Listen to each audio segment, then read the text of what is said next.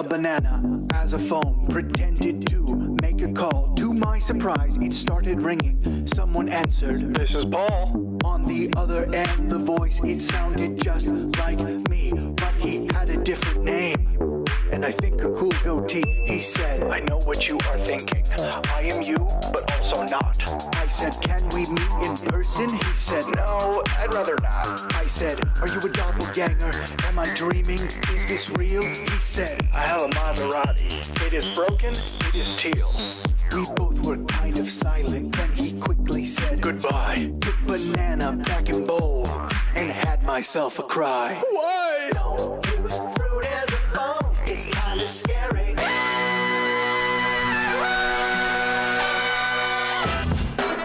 Good morning, sweet world, and welcome to the No Dunks podcast on the Athletic Network. It's Friday, February 28th, 2025. I'm Jay Skeets here in the Classic Factory, and alongside me, as always, Tass Mellis. Podcast listeners, this is for you. Next to him, it's the bearded one, my top shot hot boy, Trey Kirby. Heyo. Heyo. And over yonder, making the magic happen, playing that bop, super producer JD. Bit of a jam, that one. Oh, yeah. We were bobbing along here in the factory. Hello to everybody joining us live on YouTube. Hit the like button, subscribe. Podcast listeners, 5-star ratings and reviews. Survivor fans, Survivor 48 premiered on Wednesday night. That meant No Buffs is back with our recaps, and we did that yesterday. We had a blast. So many laughs, so many hot takes already. It's a classic right from the jump. Perfect time to get in. Episode 1 of No Buffs, recapping that premiere episode with Nora, TK, and JD. So go check that out. Link is in the show notes. Did you watch episode 1 of Survivor 48? I did, Okay. yeah. Good. And I watched episode 1 of the Hollywood Squares. Oh, yes, right. Yeah. They're back to back. But I Full didn't get, CBS suite yeah, of Wednesday programming.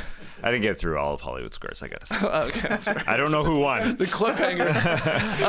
2 X's in a row. What's next? Yeah, exactly. Hey, don't spoil it. On today's show, we're going to hand out some NBA Oscars. The Oscars are this weekend, so we'll do a little NBA twist to ours. Tass, you got a new batch of Worst of the Week nominees, and we'll end with some rapid-fire questions. But first, Steph Curry scored a season-high 56 points, making 12 three-pointers, and outscoring Orlando by himself in the third quarter, leading the Warriors to a 121-115 victory over the Magic. This guy, man. This guy. Pretty special. Also on a night where LeBron at 40 years old puts up a monster line in a victory too. The old guy still got it, TK. But let's focus here on Steph. 12 and 19 from deep. His NBA record, 26th career game with 10 or more three-pointers. I guess it's true what they say about senior citizens. Though slow and dangerous behind the wheel, they still serve their place in society, and it's hitting three-pointers like crazy. Steph Curry talked early in the season. He said this year has been a series of one-man plays, and that's kind of what it was like for Curry last night. Even though Jimmy Butler is around now, things have changed. They needed all 56 of these points from Steph Curry. Things kind of turned for him after he hit a half-court heave at the end of the second half, or at the end of the second quarter. Then, like you said, went crazy in the third. And man, when Curry is rolling, there's nobody more exciting to watch because it's just incredible shot making and watching to figure out how's this guy going to get a sliver of space to get open. There was a lot of giant slivers of space, I'll say, on some of these. Kentavious Caldwell-Pope just running around out there. Paolo Banchero got lost on one on a pump fake as well. They tried everybody. Franz Wagner got a chance. He only got a 2 in his face, so well done, I suppose. But great stuff from Steph.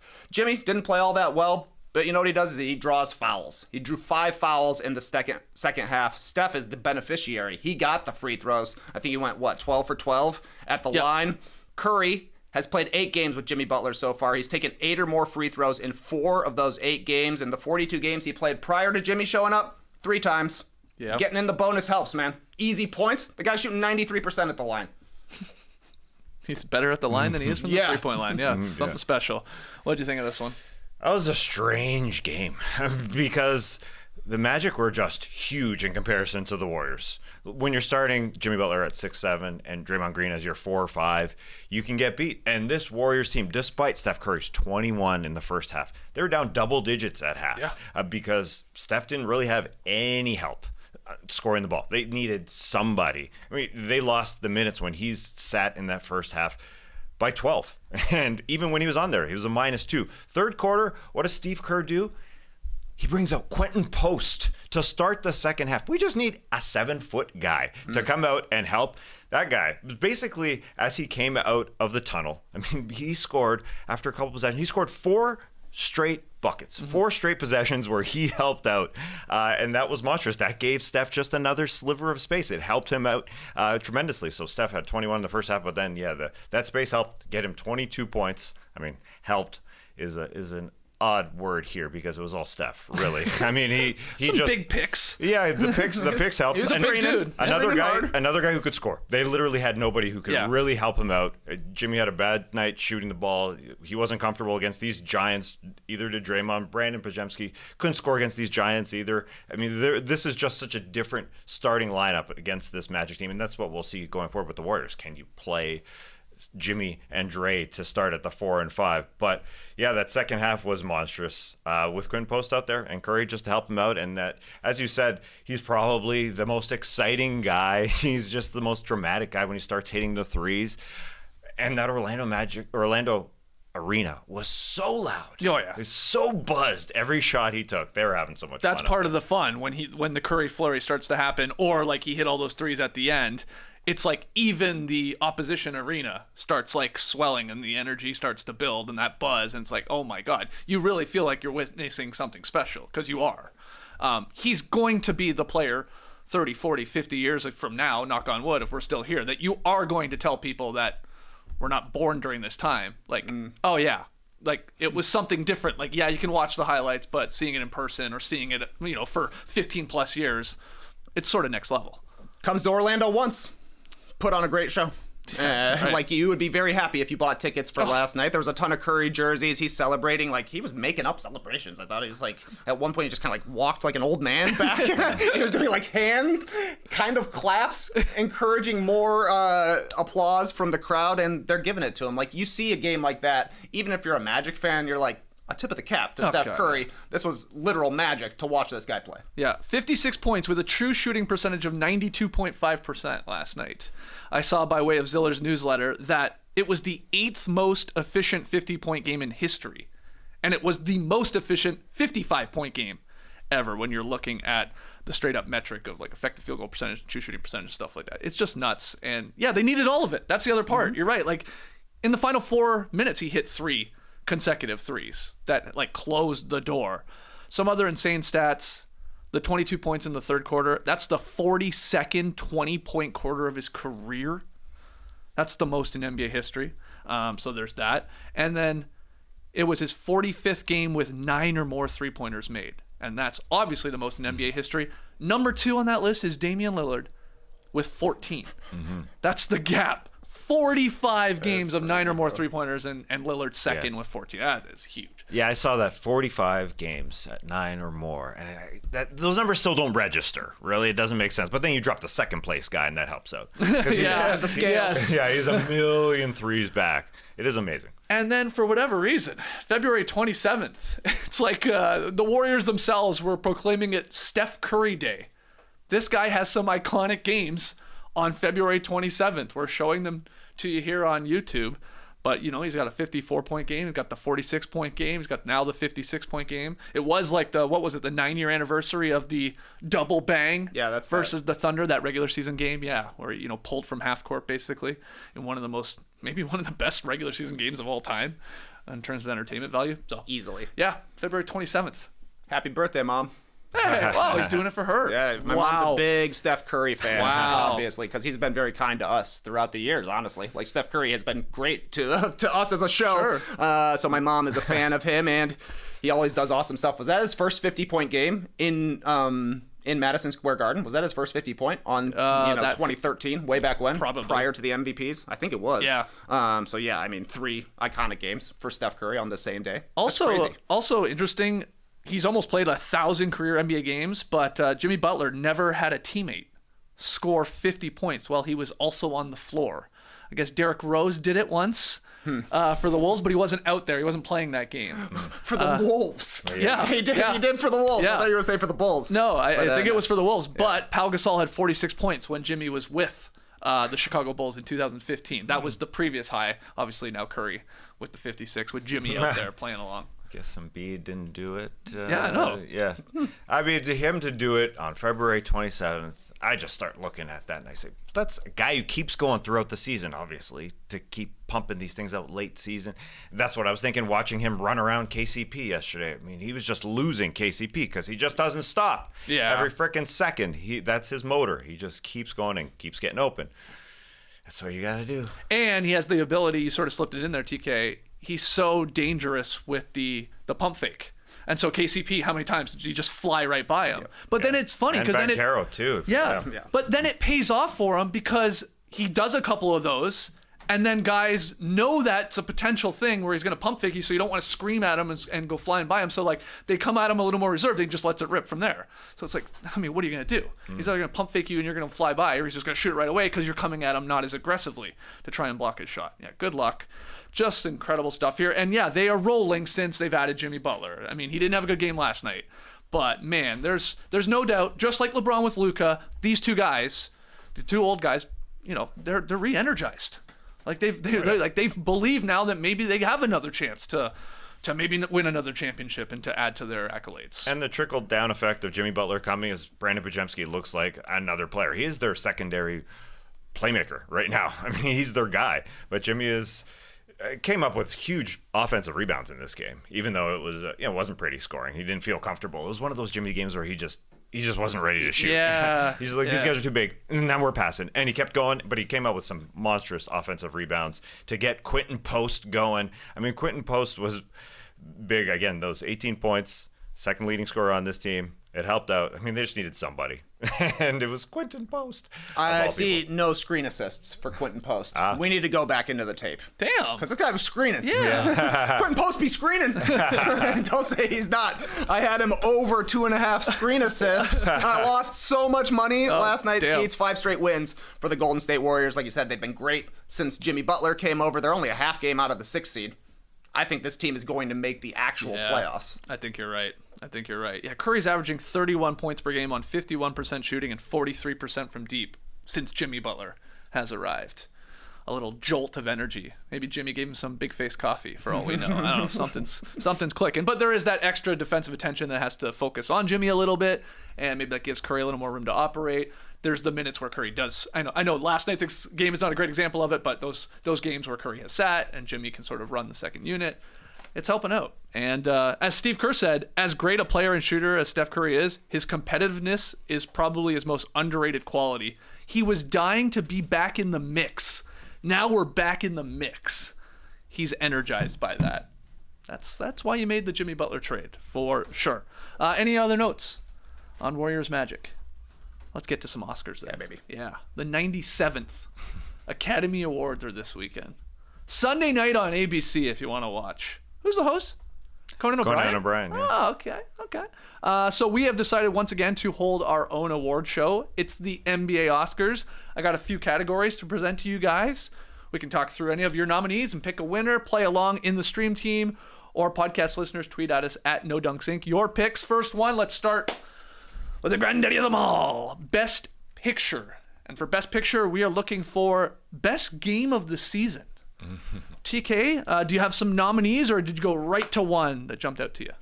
One jumped out to me, but I'll give you some nominees. Okay. The first Thunder versus Cavs game, Thunder Cavs won, the people are calling it. January 8th, Cleveland won that one, 129 to 122. OKC came in on a 15-game win streak. Yeah. Cleveland came in on a 10-game win streak.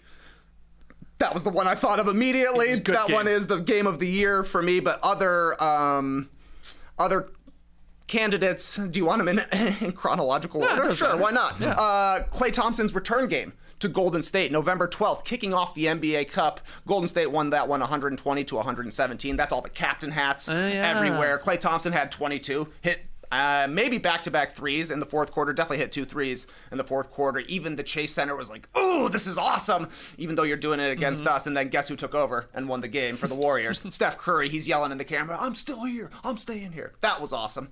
Following down, Spurs Knicks on Christmas. Yes. Knicks 117, Spurs 114. This is Victor Wembanyama's first Christmas game. He had 42 points, 18 rebounds, 4 assists, a steal, and a block. But the hero of the game was Mikal Bridges, a.k.a. Donald Duck, going for 15 in the fourth quarter, 41 overall. Josh Hart often was Mickey Mouse. He had 12 and 12. That was a great game. And then another Knicks game makes the list of candidates for me here. February 12th against the Atlanta Hawks. Knicks win 149-148 in overtime. This is the game where the Knicks were up 6 with 18 seconds left. But then George Niang hits a 3.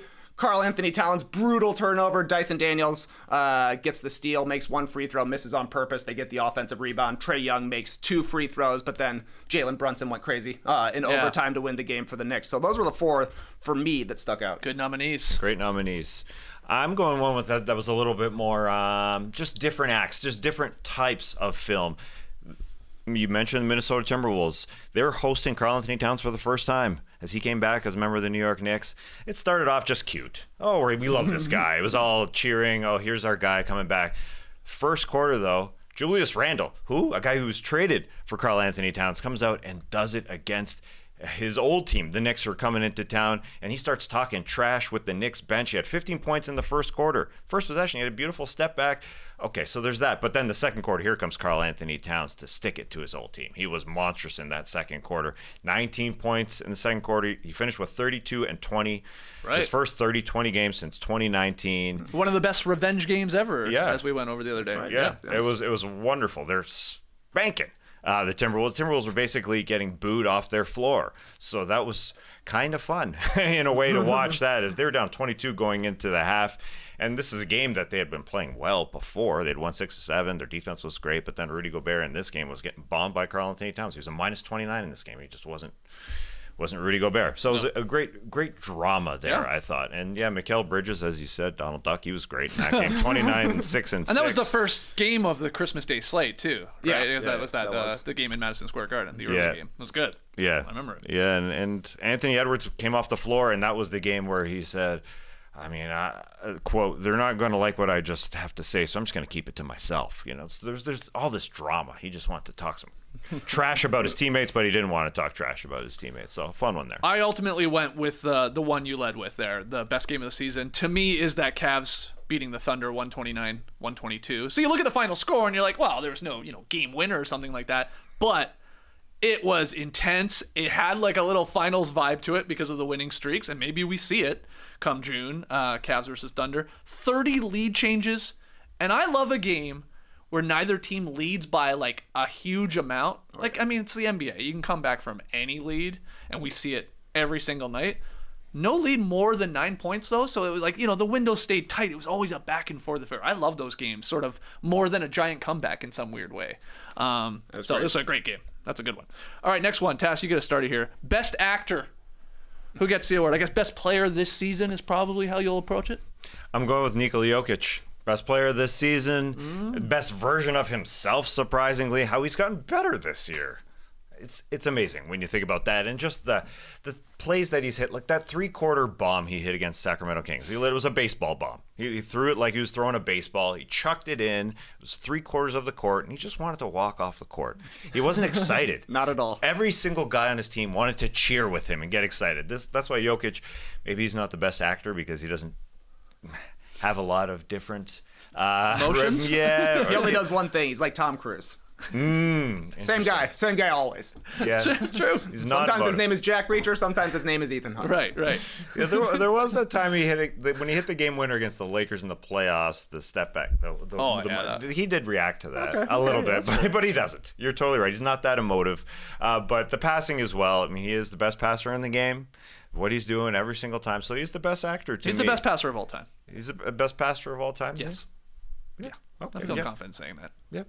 Yep. No love for Magic Johnson, huh? I mean, Magic Johnson was great. That doesn't mean I'm dissing him. I think Jokic has had better passes, and I think sees the floor a little differently than everyone else for the most part, and has the balls to throw them too. You just brought up like this guy likes to work when there's like 8 guys in the way. Yeah. It's incredible. Yeah. But yeah, Jokic's numbers are insane. 29.2 points per game, 12.6 boards, 10.4 assists, nearly 2 steals. almost a block, and he's shooting 57% from the floor and still 44.5% from deep. On the Yeah. most threes he's ever taken. Yeah. Yeah, that's the thing. The three-point shooting. If we're looking at a modern-day actor, modern-day game, how he's gotten better from the three-point line. Because he's just an average three-point shooter throughout his career. It's 36%. That's average. Right. And how he's taken it to another level way after his MVP seasons. Okay, yeah, it's tough to argue. Jokic, best actor, but do you give it to him or do you go SGA or somebody else? I think Jokic is clearly the best player in the league. He's having his best season, and he's not going to win MVP. But he's third in scoring, third in rebounding, and second in assists, and then obviously leads every advanced category that's out there. And it just comes down to me, the Nuggets are second in offense and 28th in three-point shooting. That doesn't seem to add up in 2025 basketball. Right. But they've got Nikola Jokic, and nobody else does. Right now, the MVP tracker on Basketball Reference does have Jokic at 71%, as the leader. But I'm sort of with you, TK, because of OKC's pretty dominant record in the Western Conference, and as great as SGA has played and been a runner-up, and he might win this thing, and that'll be cool. He has 22.3%, and then it's like Giannis, Karl Anthony Towns, Tatum, and then like 4 Cavaliers. And Sabonis is in there as well because of the rebounding. But Mobley, Jared Allen, Darius Garland, and Donovan Mitchell are all on the top 10 MVP tracker. Wins help, huh? Yeah, definitely. All right, let's go to the next one here. Best supporting actor. I think there's 2 ways you can look at this.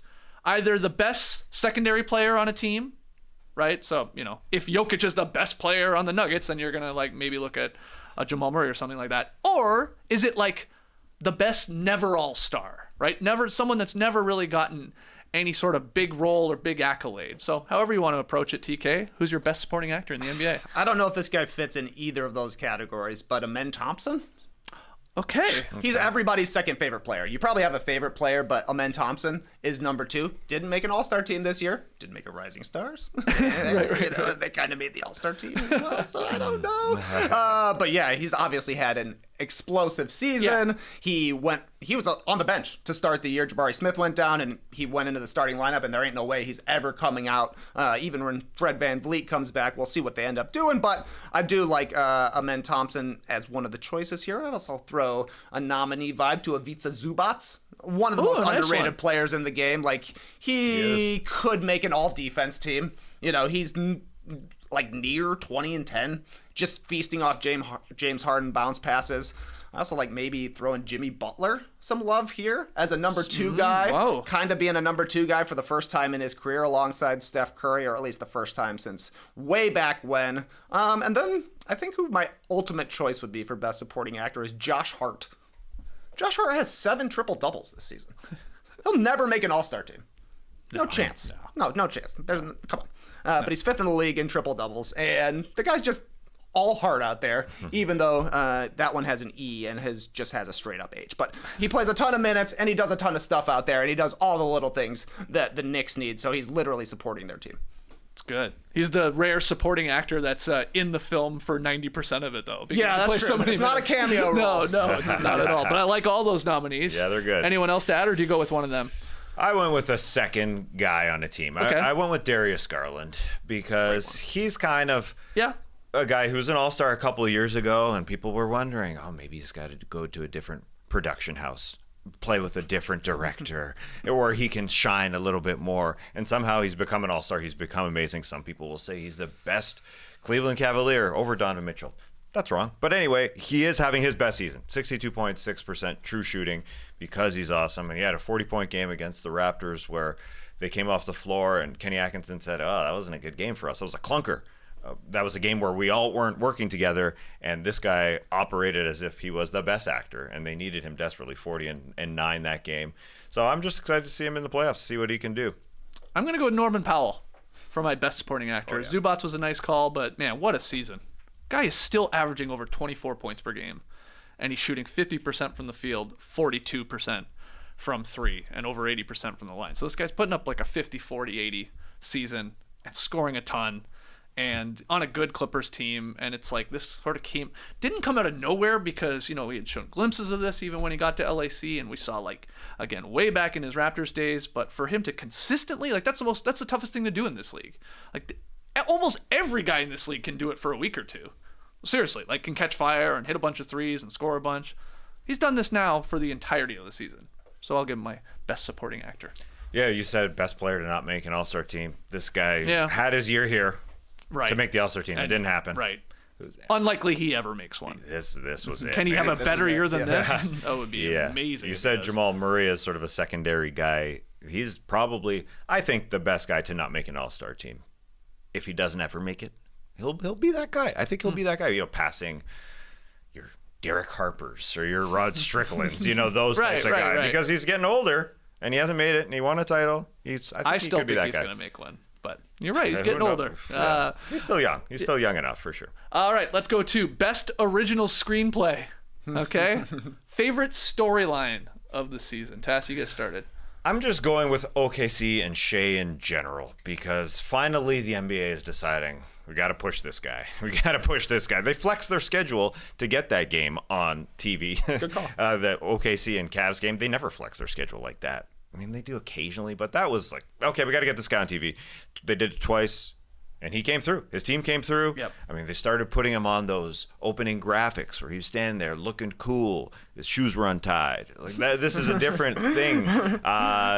And yeah, he's followed through, obviously. So, OKC, that tiny little market, has become such a big team this year. So yeah, that's my thing. Okay. That's my thing this year. Original screenplay. Going with that. Favorite storyline. What do you got? I got some nominees. Luka to the Lakers is a huge one. Yeah. I mean, that's trade deadline. trade deadline in general. was Like amazing. it's like a Lord of the Rings situation where there are several pieces to it, and you got to take in all of them. Yeah. So maybe it's not until Return of the King that they actually win Best Pictures. But yeah, Luka to the Lakers. The entire Jimmy Butler trade saga, I think, was carried us content-wise for for way too long, if we're being honest, like a month and a half when it should have been like 2 weeks. But that was awesome. The Pistons being good, I think, gets a nomination here. How about the Cavs starting the season 15-0? Yeah. Nobody expected the Cavs to be this good, but they've been good since the beginning, and they've kept it up since then. So I feel like their explosion this year has kind of been forgotten because it happened right at the beginning of the season. They locked in the 1 seed and they've been able to hold on to it the entire time. And for me, this might be like a short film, but Paul George waiting until the season was over to give up podcasting and focusing on basketball. Best comedy of the year for sure. Yeah. Too funny. It's very funny. And also, let's to go back to your flexing in Thunder games. Can we flex out Sixers games at this point? There are so many nationally televised games. I think there's another one this weekend. I mean, I get it. I feel for the schedule makers. We all thought the Sixers would be one of the best teams in the East, so it would make sense to put them in a lot of marquee games. But let's get them off. I think they're on the main game on Saturday night this weekend. It's like not a wow. I That's a think surprise. so. Yeah. Yeah, we got to get in the office and help them out. I mean, why weren't the Lakers flexed in yesterday? We talked about why it wasn't on national TV. Why it wasn't on TNT? TNT only had the one game on national. What's that? The Bucks Nuggets and then Lakers Wolves it was just there. Luka's just there. Just if it's just flipping a switch, I know it's not flipping a switch, but you don't even need your production team out there. Just let Stu do it. Right. I mean, just get the Lakers broadcast on. Sure. Right? Let Stu do it. Yeah. Hey, man, Bucks Nuggets was pretty good though. That was good. Bucks Nuggets was good. Yeah, Great but stuff from Dame and Giannis.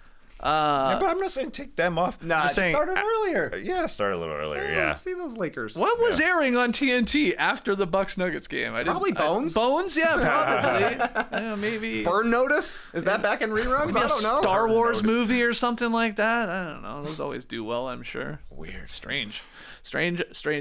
I'm gonna go with. I know it's recency bias. I know, but favorite storyline is the Pistons right now. This is really, really fun. You said that. I mean, the win streak, obviously beating the Celtics. They're having a lot of fun. It's cool. Like if you kept believing in Cade Cunningham when everyone was crapping on him, it's nice to see him getting some shine here now. So I'll give the Pistons. Again, they were the worst team arguably ever with that losing streak last year, and for them to be in a playoff race and to be maybe in the playoffs, that's awesome. All right, final one here. Best visual effects. We're looking for the best play or highlight, or whatever you got, really, but something specific. Where are you going? You want nominees? Yeah. All right. Ja Morant dunking on Victor Wembanyama. So, Didn't count. It didn't count. We all saw it. Yeah. And it was awesome. And I'll never forget it. Shaden Sharp's dunk. gets a mention. Absolutely. Trae Young hit a 50-foot buzzer-beating game winner against the Utah Jazz. That was pretty sweet. Ja Morant sat on his butt and threw an alley-oop to Santi Aldama. That was a good one. Yeah, that was one I'd forgotten about until I went back and watched all these random plays. I saw a guy named Todd make a 90-foot shot at pickup basketball on Thursday night. Longest shot I've ever seen in my life. 90-footer. Why'd he shoot that? Time was running out. Yeah, he just chucked it, man. Time was running out. Yeah, we play 7 minutes. Oh, He just I didn't chucked realize it. it. Yeah, okay. Slightly different celebration than the Nikola Jokic one. People went crazy. Nobody could believe it, man. It was insane. But my choice for best visual effect has an actual effect on it. It's when Karl Anthony Towns dunked nearby on Victor Wembanyama. This was on Christmas Day during the Disney game. Oh, yeah. Cat was literally Goofy, and then they showed him running back down the court, and he looks exactly like Goofy. He's built too much like Goofy, and the celebrations are perfect. So I got to go with my man, Goof. Karl Anthony Towns. He is Goofy to me from now on. That was an incredible broadcast. We So were good. so into that. Like we already talked about, the Mikal Bridges, Donald Duck 3-point celebration, all the other plays. But man, that 3-pointer that Goofy fires up as Cat, like they nailed it.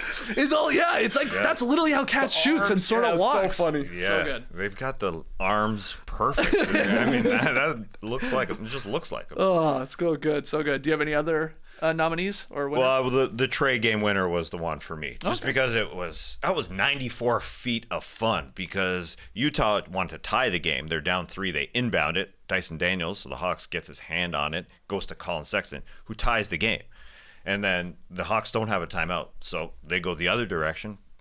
They have no time, 2.8 seconds. Trae, bang. And and he didn't even expect it, man. He was smiling after. Usually he's just like, okay, I'm gonna bow for you, but he was just like, wow, that's awesome. That was awesome. Cool. Yeah. Other nominees, you brought it up the other day because we were talking about the sharp dunk. That Ja Morant, double pump reverse like against the Celtics, it is pretty sick. And I did see Vince Carter saying that was awesome. He thought that was one of the best dunks of the year. Ant on Ant crime when we had Edwards cramming on Anthony Black. It's good. It's good. Despite Anthony Black cowering, it almost makes it funnier. Yeah. Like in midair, he's crouching. Keontae George on Jalen Duren. Big ass dunk. And that's a small guy on a big dude in Duren. Yeah. That one was powerful. And it was from very early in the season, maybe the first week or two. Christian Brown had like that 2-hand slam on Rudy Gobert in that Nuggets-Wolves game. So that was a good one too. But I'm with you. I'm going Goofy. Cat as Goofy. The visual effects. I mean, that's what the award is. Funny, man. So good. All right. We've almost had a lot of things happen from the butt this year. The alley-oop that you said. I wish Anthony Edwards was ejected while he was on his butt yesterday, because he started complaining that he got up and started complaining. He almost got ejected from the butt. From his butt. Yeah, so most things have happened from the butt this year in NBA history, I think. Okay. Yeah, the Jimmy Butler moment, of course. All right, so those are our a visual NBA effect. Oscars. Is anybody... Will you guys watch any of the Oscars on Sunday night? No. I'm not an award show watcher. No. Have you watched any of the Best Pictures? I've watched 3 of them. Okay, what have you watched? I've seen Dune 2, Yeah, me too. Conclave, and Wicked. Okay, I've seen 2 of them. I haven't seen Wicked yet. I would pick Dune 2 over Conclave. Yeah, okay. Yeah, Dune 2 is sweet. People are saying, I guess, Anora is the favorite to win. Seems like it. I'll watch that for sure. People when are saying it's maybe streaming. Conclave, though. Brutalist, I guess. Haven't seen it. But... Same, yeah. We need some of these to come to streaming. Nickel Boys as well, I would love to see. Yeah. A Complete Unknown, I'll watch it. The Substance, I'll watch it. The other 2, I'm not that interested in. Best movie I saw in 2024 was 2024 movie, Flow. It's nominated Flow. for Best Animated Yep. Picture. Basically a silent movie about a cat who is stranded in a flooded earth. How does this cat survive? Friendship. Wow. It's friendship that does Spoiler, it. it's Yeah. friendship. Yeah, All right. yeah. Okay, it's very good, though, eh? Oh, it's beautiful. Okay, hopefully Wow, it wins. spoiler alert. Jeez. Well, we know the cat survives, I guess. And friendship is the key. Wait, come on, JD. You think he's going to do it alone out there? It would be a weird movie, especially if it's already silent. Yeah. All right, I'll have to watch that. Let's get to Worst of the Week. Ladies and gentlemen, the worst of the week. 3 nominees nominees for you, and the first nominee is so Sixers. This is David Roddy missing a three-point shot so badly it takes out his own teammate. It just knocks down Adam Bona because it hits him right in the head, and Adam Bona literally hits the ground, and that's just so Sixers. Period. Now, Adam Bona looks awesome. Yeah, it does look great. Adam Bona's grappling underneath the hoop, and so it's just perfect timing. Yes. He's kind of getting yanked down at the same time the ball hits him in the face. It's the Sixers season. You know what? that's right You know there. what? Don't flex the Sixers off of national television. Might get some we of need that. more of Funny that. stuff Some happens. hijinks. They lost that game by 50 as well. That's a good call. Yeah. That was the game they that definitely was, stopped playing basketball and quit. Second nominee, it's the Spurs' Jerermy Sochan for a very odd thing that happened. He kind of just runs into the front row, and he basically knocks food out of this man's container, and then he reaches down and picks up the chicken tender with his hand. He puts his hand on food and gives it back to him. Yep. So just strange that you handed, you kind of fondled this chicken and gave it back to him. Now, some people don't like that. Sean Elliott on the broadcast said 5-second rule. That's cool. 5-second rule. I agree. But why don't you give the guy who's eating it the opportunity to pick it up instead of you as a basketball player? Well, it was so much behind sweat. that little barrier, right? Yeah, they're playing the Alamo Dome, Yeah. right? So it's a different seating. There's a barrier. It wasn't just. Yeah. But I don't know. You just fondled the guy's tender and I gave think- it back to him. No, I think the fault here for Jeremy is maybe you pick up the tender, 5-second rule. I do agree with that, Yeah. and you give it to the guy. Because did he not put it right back in the basket. In the basket, it's like exactly. give the guy the option of, do I want to now eat this? Not only was it on the floor, but now your sweaty hands have touched it. Give it to him in his hand. Like, Yes. Yeah. Or put it on the barrier. Like, don't put it back in the basket. It just looks so weird. He fondled that man's tender.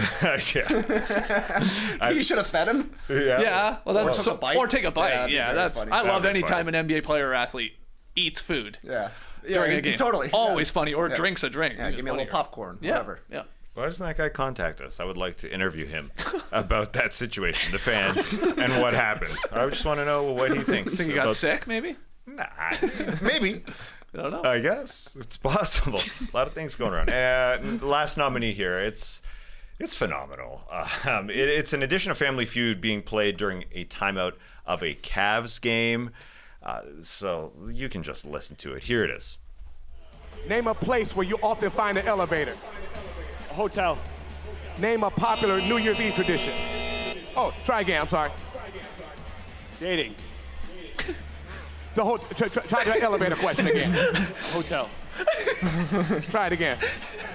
Fuck. Apartment. All right, and toast and champagne. Name a New Year's Eve tradition.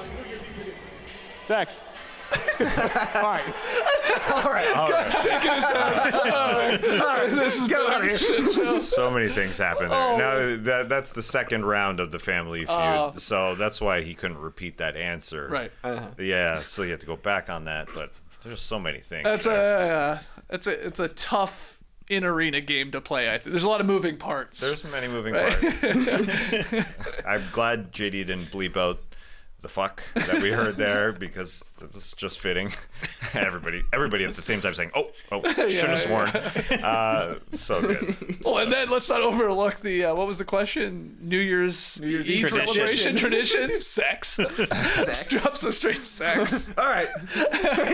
Literally. All right. We're done. You lose. But Happy New Year. What was the New Year, first that guy. question where the answer showed eggs? Yeah, Do so you we know? didn't hear the question. Yeah, I was curious.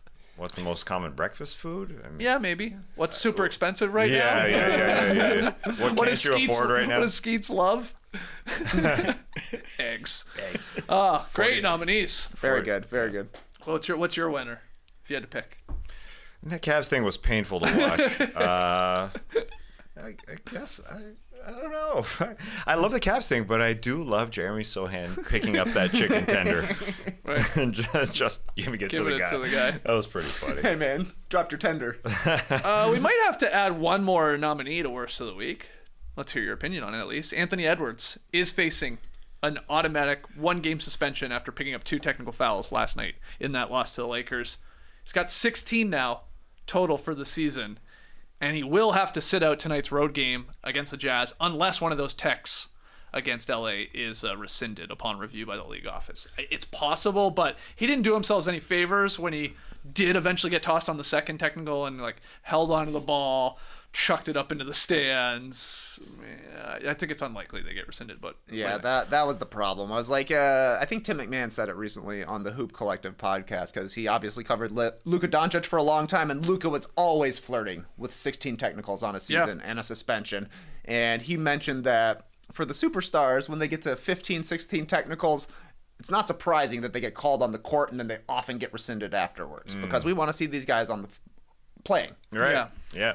But you throw the ball into the crowd, they're probably not going to look too favorably on what happened preceding that. Who knows what Ant said while he was on the ground, but apparently enough to get a second tech and get tossed. And just disappointing, honestly. Like, they need Anthony Edwards out there. I think this has been kind of a trying season for him.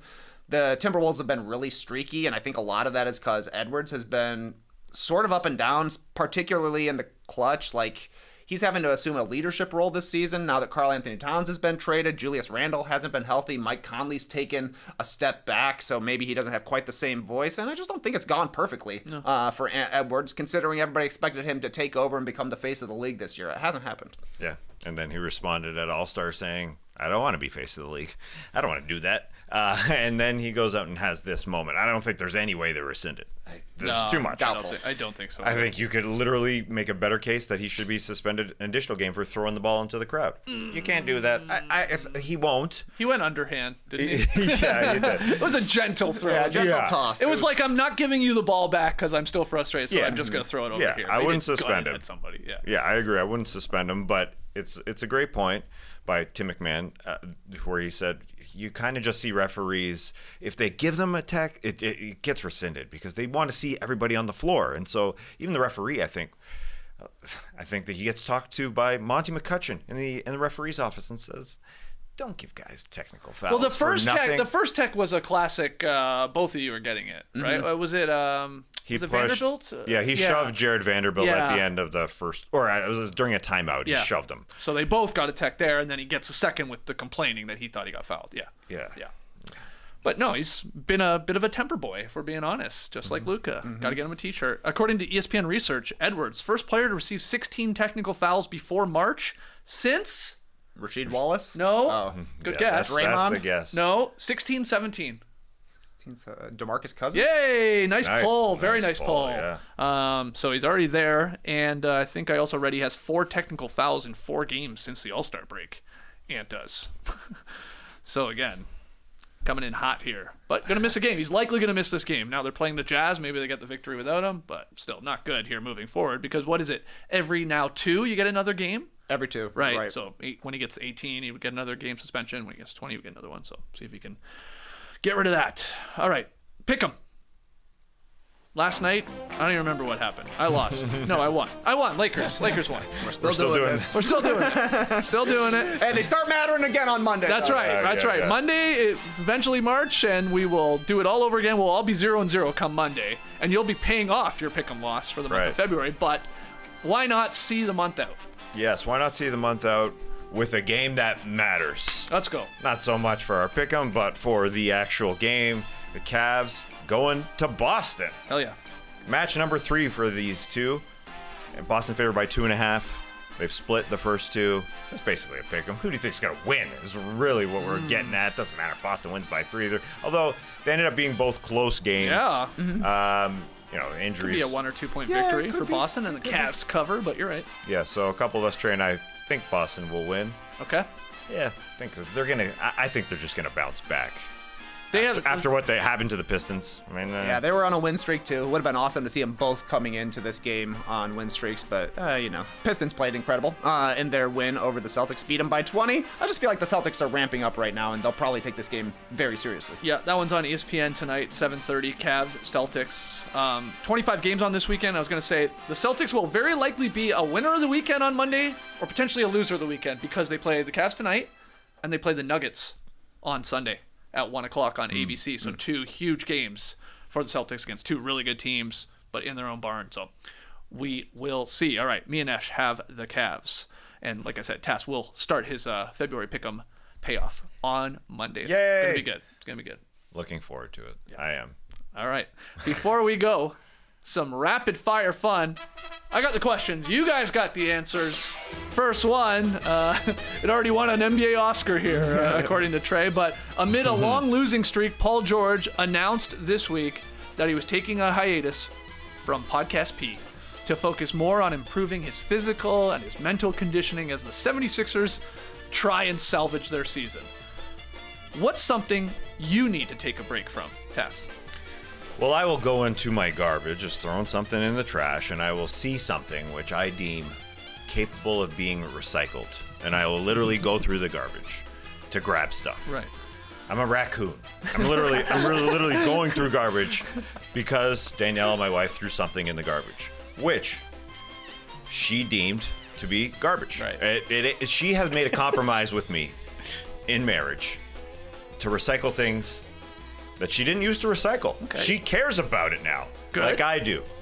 So when she throws something in the garbage, she really doesn't think that it's recyclable. But I still am wondering, even though we've made this beautiful compromise, I think, well, maybe. And then I end up looking at 2-3 things. I'm literally having my hands in trash, and that stuff doesn't matter. Don't what ever gets hand me recycled. a chicken tender. Right. Yeah. Good call. Yeah. Disgusting. And it doesn't really So you're going matter. to try and take a break from this, is what you're saying? Yeah, I'm not going to put my hands in trash anymore. That's basically what it comes down to. Good idea. Do you know what all the symbols mean? Like the they got like the 3 arrows with a 2 inside of it or something. Do you actually know what they mean?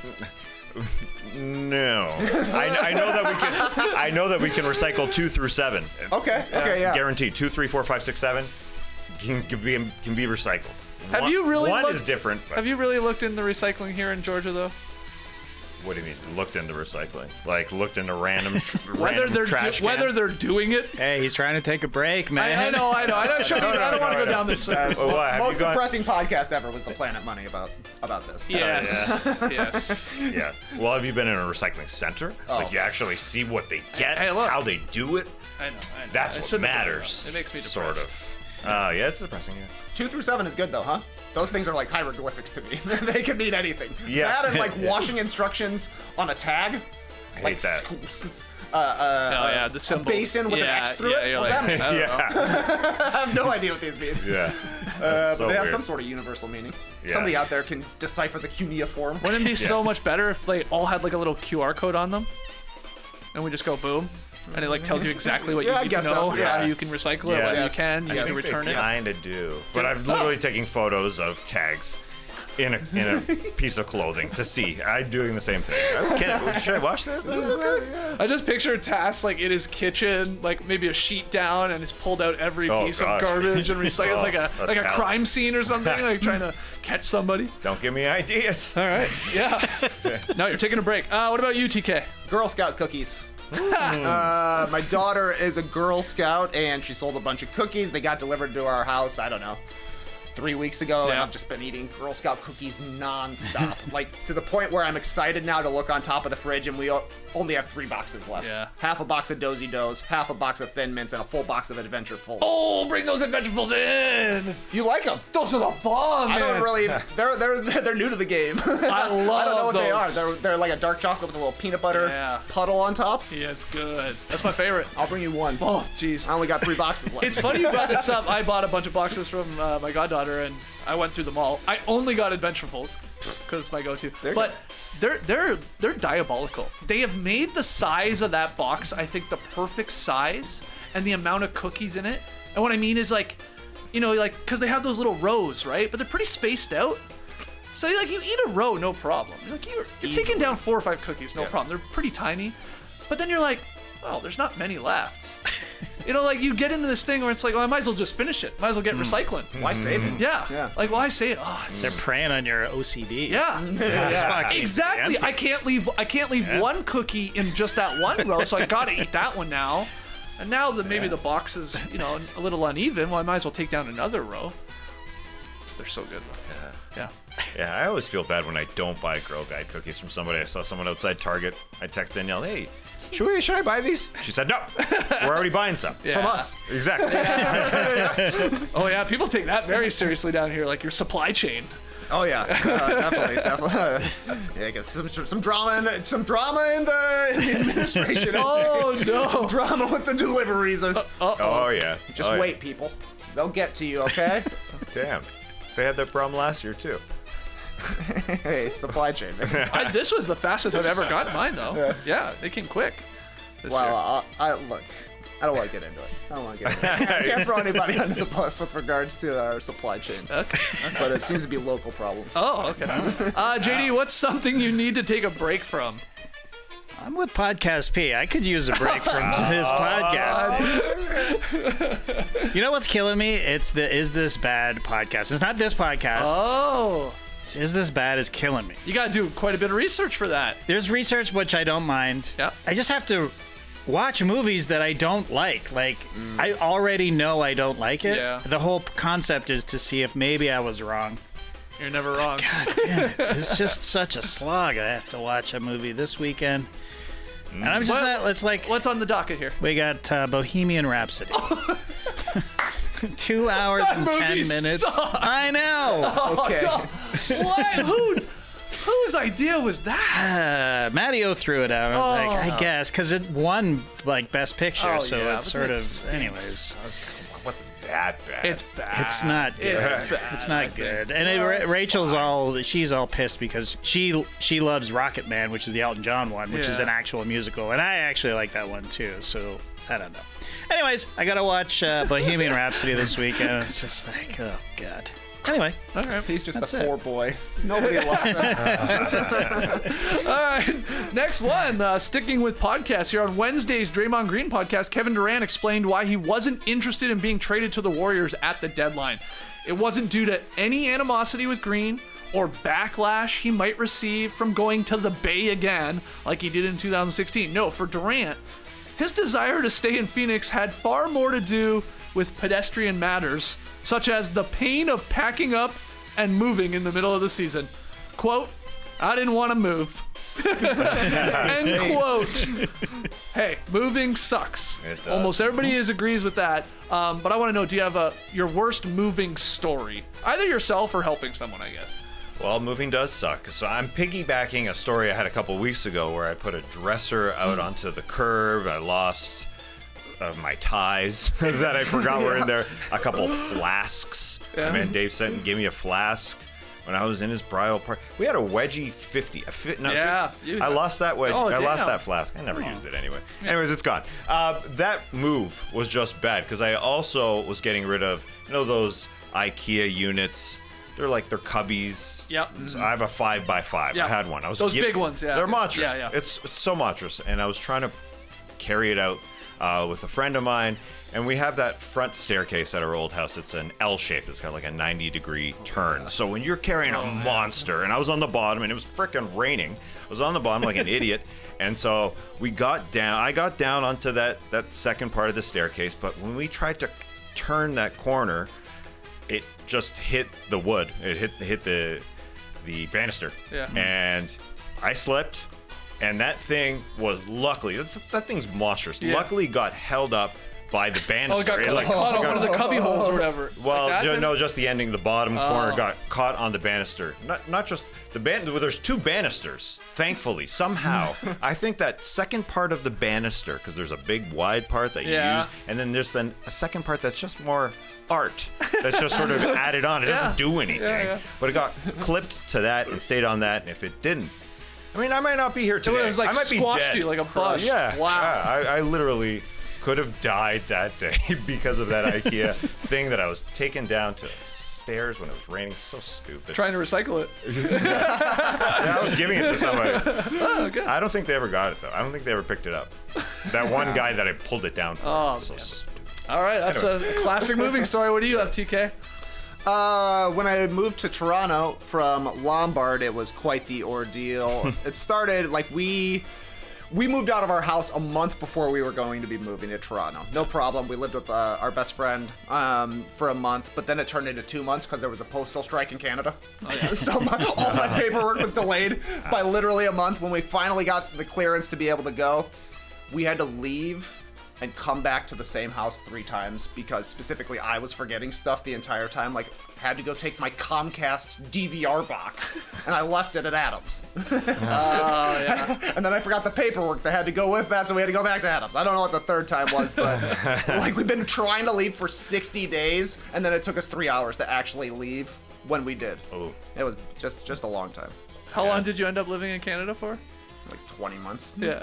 Months or something like that. Okay, I thought it was even less than that, so that sounds not too bad. What about you, JD? What's your worst moving story? I have many, but the worst was hired a sort of fly-by-night moving company. They were supposed to get there at 12 p.m. They arrived at 8 p.m. So we're literally moving in the middle of the night, basically. It was brutal. After just like sitting there, you guys coming? You guys? Like they had booked like back-to-back moves, and by the time they got to my place, it was just 2 guys, and they were just like these 2 Russian guys. They're just like, finally they were like, do you actually want to? You do want to move today, like kind of thing. I'm like, praying that you were going to be like, yeah, we don't want to yeah. They were like, yeah, you know what? Actually, we're good. We're actually gonna stay. We're staying, guys. Don't worry about it. The move's off. And they're like, okay, fine. And then they moved us, but God, they were like from 8 to midnight, and then it's midnight and you're full, like we're in our new apartment and it's just like boxes everywhere. Have to build the bed, have to just get all the basics. Yeah. Anyway, it was brutal, and I had to work the next day. So Damn. not good. No, not good. I would just add to that. The worst moving story is always anytime you go to help a friend move and they haven't boxed anything up yet. God. Yeah. Oh my God. That drives me Too insane. old for that. Yeah, I just like literally just walk in and just walk right back in. I mean, now at this point, but when you were younger and you obviously help friends move and you're like, I'll help you move, and then you show up and you're like, oh my God.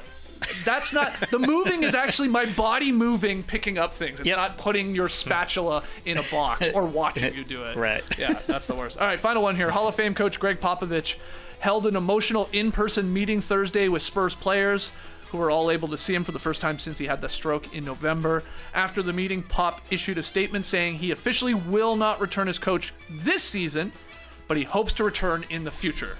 So that is promising. That's something we all want to see. I want to know, what else would you like to see return in the future? I'm going to say what I said yesterday, unfortunately. Winking. I want to see winking back. More winking on the floor. I know, Skeets, you pull out the winking emoji quite often. Yeah, time to time. Yeah. But it's not around.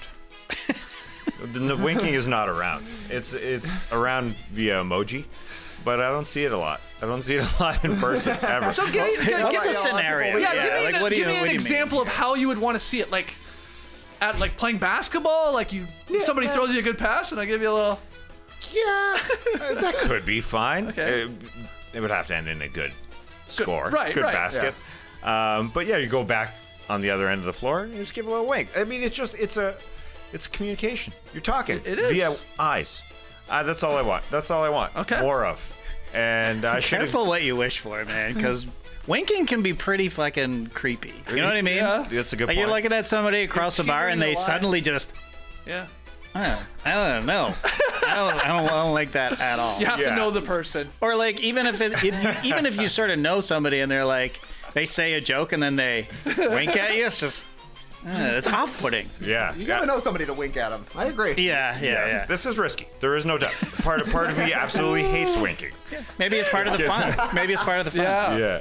It's just the dangerous part of it. I gotta start doing it. I'm gonna try. I'll try it out. Yeah, you gotta start doing it on the show for sure. After a nice little point you make, and just... Oh, that's creepy. What about you, Trey Kirby? What would you like to see return? Well, you inspired me as well when you mentioned Dyson Daniels fuzzy dice. Like fuzzy dice and car dash accessories in general, I think should come back because right now Jeep owners have the monopoly on this. They do. You drive by, they got 1 million ducks. Yeah. It looks fun. What happened to hula girls? Yeah. What happened to bobbleheads? I love the little dogs bobblehead. Yeah. I might get one of those. Yeah. You could probably customize them now. I could get one that looks like Luna. Right? Definitely, easily you could, for sure. Yeah, Just cruising on down. I do like those. Yeah. Nice. Everybody's just mounting their iPhones. There's just too many screens. Too many screens. Too many screens. Put a dog up there. Yeah. How do you feel about ones in the back window? People put a lot of crap up there sometimes. It's always like a Kleenex box up there. My grandfather used to have like a collection of caps in the back. Like hats? Trucker hats. yeah. I do like that, like in their crazy sun faded. Yeah. It's not a bad idea. I don't hate it. I'm gonna go Just get throw it. some stuff in your car. Put it on any surface you got. Does make cleaning your car more of a pain in the ass. Yeah, that's I mean, true. That's true. Very true. That's a good point. That's a good point. Okay. JD, take us home here. What else would you like to see? Hey, I was inspired by Trey Kirby the other day. Oh, man, look at this. Off the air, we were chatting, and he was talking about how his girls were out just going for a bike ride by themselves from house to house in the neighborhood. That's what I want to come back. 70s style, 80s style kids, you know? Free range kids. Let them go. Free range kids, let them play. Organic Let them kids. play. Sure. Like, I went swimming every day from the age of 7 by myself. Like, no parents. What pool? Paper Rec Center. Oh, okay. Yeah. Greenwood Pool. So there'd free be a community lifeguard of pools. some sort. There's a lifeguard Yeah, there. yeah, okay. That's all you need. Yeah. There's a 18-year-old kid sort of watching your kids. Yeah, sure, responsible. Sure. They're fine. We're fine. You know? It was awesome, JD. They were just out riding all day, going from friend to friend's house, and you know, like, I mean, Hell yeah. it is 2025, so it ain't completely free range parenting. Right. Isla's got a watch, so if we Yeah. ever need to get in touch with her, we can. But it felt cool to just be like, oh, our kids are out doing whatever they want. Yeah. It was nice. Yeah. And they're getting embroiled in their little dramas and stuff. I'm sure there's trouble. Oh, yeah. Like, Oh yeah, yeah. But that's how you grow. That's how you get strong, man. Like, think of the time when you were a kid. All right, I'm gonna stop now. But when you were a kid, like how often were you just not reachable by your parents? Like that's my parents had incredible. no idea where I was from 8 till 8. And you lived in a big city. Yeah, I lived in. You lived in one of the biggest cities in North America. Yeah. Yeah. I took the train, the subway to see Cannonball Run. With a banana in my pocket. That was for a snack. It was for a snack. Did you use it as a phone? Yeah. I did, actually. Did you talk to yourself on the phone? But I was like 10. By myself. That sounds cool. Yeah. Let's get back to that, guys. Let's get back Ride to your bikes. All right. Ride your bikes. At least start with riding your bikes in the neighborhood for sure. All right, great stuff. Rapid fire, not so rapid, but hopefully it helped make it classic. You tell us by hitting the like button, by subscribing, by leaving your boys a 5-star rating and review. Survivor fans, check out our No Buffs podcast if you haven't already. What's going on? What? Did you hear That was the wrong song. Oh, I hit I the thought wrong it was song. we were having a lullaby. I thought it was going to one. bed. I thought it was one of you about to talk there or something. It was the No Buffs. Okay. I just hit the wrong button, guys. Jesus. I mean, there goes our classic, just like that. It was gotta start flawless. over. It was flawless. I blew it. You guys remember the jokes you made? Let's run it back from the top. Yeah, okay. I remember most of them. 25 games on this weekend. That's a lot of games. But some big ones on national television, and we'll be here on Monday to do our NBA winners and losers of the weekend. So look forward to that. We'll see you at 10 a.m. Eastern on Monday. Until then, Clipper Bros! You heard it here first. Have a great time. Turn up. Love you guys. Awesome. Thanks for joining us, and remember, Nuggets Celtics, you said on Sunday. Yeah, that's right. I'm looking forward to it. 1 o'clock. Remember that. Jokic as a Disney character. What would he look like? What would he? Well, unfortunately, Gru is a DreamWorks property. Yeah, He would be Gru. he would be. You saw that clip too. Just speaking of like people that look like cartoon characters, Luka hit that dumb shot last night, that 3 on the side, and they showed his dad. Yeah. It really is impossible to look at that man and not think of Mr. Incredible. He got the looks look. so much like the dad. It's amazing. Anyway, enjoy the games. Brace the weekend, people. Oh, Oh, I should have winked. Damn it. Somebody should have winked.